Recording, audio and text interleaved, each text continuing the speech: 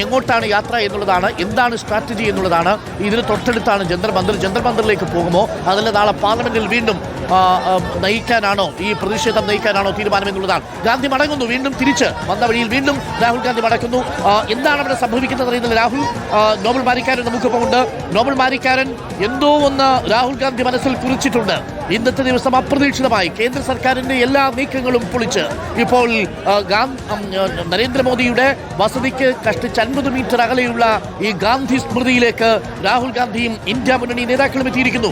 എന്താണ് അവരുടെ ആലോചന, എന്താണ് അവരുടെ തീരുമാനം, എന്തെങ്കിലും സൂചനകൾ നമുക്ക് ലഭിക്കുന്നുണ്ടോ? നോബൽ മാരിക്കാരൻ ഇപ്പോൾ ഗാന്ധി സ്മൃതിയിൽ നിന്ന് ഇന്ത്യ മുന്നണി നേതാക്കൾ മടങ്ങുകയാണ്.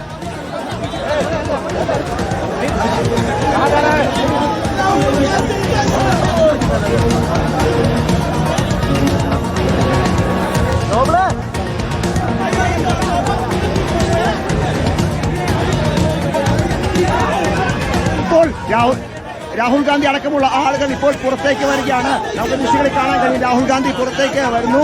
രാഹുൽ ഗാന്ധി അടക്കമുള്ള നേതാക്കൾ ഗാന്ധി സ്മൃതിയിൽ അവരെ പുറത്തേക്ക് രാജ്യത്ത് ഏറ്റവും കൂടുതൽ സുരക്ഷയുള്ള ഒരു മനുഷ്യനാണ് ആ പ്രവർത്തകരുടെ ഇടയിൽ നിൽക്കുന്നത് എന്നത് ഒരു വാർത്ത വരുന്നുണ്ട്. പ്രതിഷേധം ജനഗണമന പാടി അവസാനിപ്പിച്ചിരിക്കുന്നു. ഇന്നത്തെ പ്രതിഷേധം അവസാനിപ്പിക്കുന്നു. ജനഗണമന ആലപിച്ച് ഇപ്പോൾ ഇന്നത്തെ പ്രതിഷേധം താൽക്കാലികമായി അവസാനിപ്പിക്കുകയാണ്. കേന്ദ്ര സർക്കാരിനെ വിറപ്പിച്ച മണിക്കൂറുകളാണ് കടന്നുപോയത്. ദേശീയഗാനം പാടി നേതാക്കൾ ഇന്നത്തെ പ്രതിഷേധം അവസാനിപ്പിച്ചു എന്ന സൂചനയാണ് നൽകുന്നത്.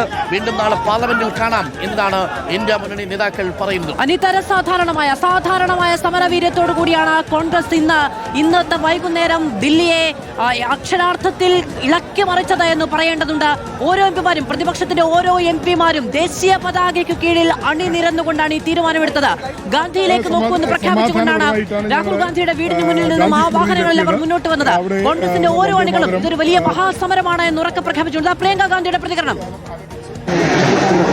तो हम सबको दिख रहा है कि कितना गलत हो रहा है और हमारे देश के लोकतंत्र को, जिसके लिए गांधी जी शहीद हुए, जिसके लिए तमाम लोग शहीद हुए और गांधी जी जैसे तमाम किसान हैं जिन्होंने इस देश की आज़ादी की लड़ाई लड़ी और आज हम इसी देश में अपने ही बच्चों को मार रहे हैं।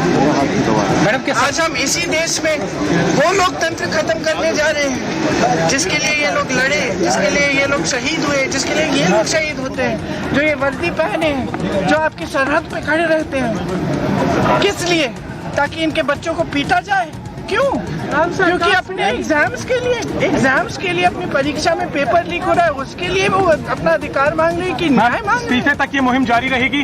शिक्षा मंत्री के इस्तीफे तक ये मुहिम जारी रहेगी आपको लगता है?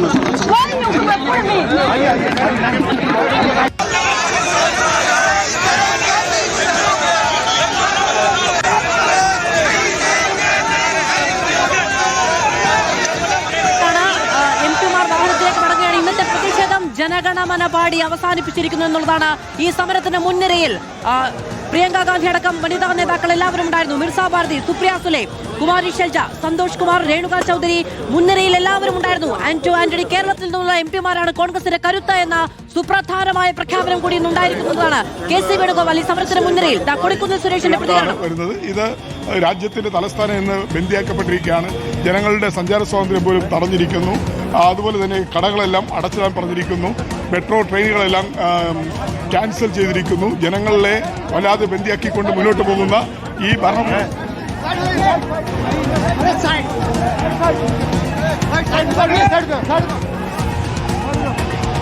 ഇപ്പോൾ പ്രിയപ്പെട്ട പ്രേക്ഷകരെ, ഒറ്റക്കെട്ടായി പ്രതിപക്ഷം നീങ്ങുന്ന കാഴ്ചയാണ് കണ്ടത്.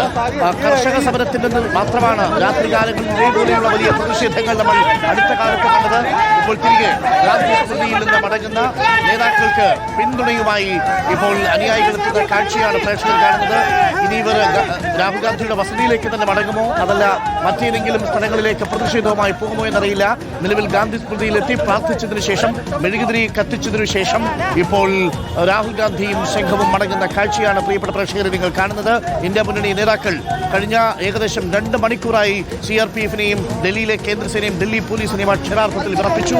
അമിത്ഷായുടെ വസതിക്ക് മുന്നിലൂടെ ഗാന്ധി സ്മൃതിയിലേക്ക് ഇന്ത്യ മുന്നണിയുടെ സംഘം ഒറ്റക്കെട്ടായി സഞ്ചരിച്ചു. ഗാന്ധി സ്മൃതിയിലെത്തി, അവിടെ പ്രാർത്ഥനകൾ നടത്തി. അതിനുശേഷം ഇപ്പോൾ ഇന്ത്യ മുന്നണി നേതൃത്വം മടങ്ങുകയാണ്. മുന്നോട്ടിനി പോകേണ്ട എന്ന് കോൺഗ്രസ് തീരുമാനിച്ചെടുത്ത് മാത്രമാണ് സർവ്വസജ്ജമായ ദില്ലി പോലീസിന് അവരെ പ്രതിരോധിക്കാൻ കഴിഞ്ഞത് എന്നുള്ളതാണ്.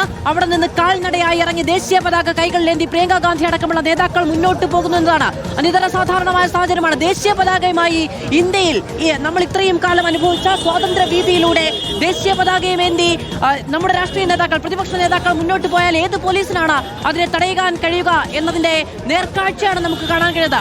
ഗാന്ധി സ്മൃതിയിലെത്തി കൈകൂപ്പി നിൽക്കുന്ന രാജ്യത്തിന്റെ രാഷ്ട്രീയ നേതാക്കൾക്കുണ്ടാകുന്ന ശക്തി എത്രത്തോളമാണ് എന്ന് ഇന്ന് കേന്ദ്രം അധികാരത്തിലിരിക്കുന്നവർ തിരിച്ചറിയുമെന്നുള്ളതാണ്.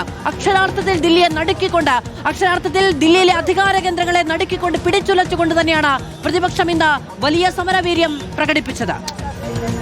ഇപ്പോൾ നോബൽ മാരിക്കാരൻ ഗാന്ധി സ്മൃതിയിൽ നിന്ന് നേതാക്കൾ തിരിച്ചു മടങ്ങുകയാണോ? അവരവരുടെ വസതികളിലേക്ക് മടങ്ങുകയാണോ? ഇനി മറ്റേതെങ്കിലും തരത്തിലുള്ള പ്രതിഷേധ പരിപാടി ആസൂത്രണം ചെയ്തിട്ടുണ്ടോ? ഇപ്പോൾ പ്രേക്ഷകർ കാണുന്നത് ഗാന്ധി സ്മൃതിയിൽ അല്പസമയം മുമ്പ് പ്രിയങ്ക ഗാന്ധിയും രാഹുൽ ഗാന്ധിയും ഒപ്പം KC വേണുഗോപാൽ അടക്കമുള്ള നേതാക്കളും പ്രാർത്ഥന നടത്തുന്നതാണ്. വലിയ ശക്തമായ പ്രതിഷേധമാണ് നമുക്ക് അവിടെ നടന്നത്. ഒരിക്കൽ കൂടി കാണാം, കേൾക്കാം.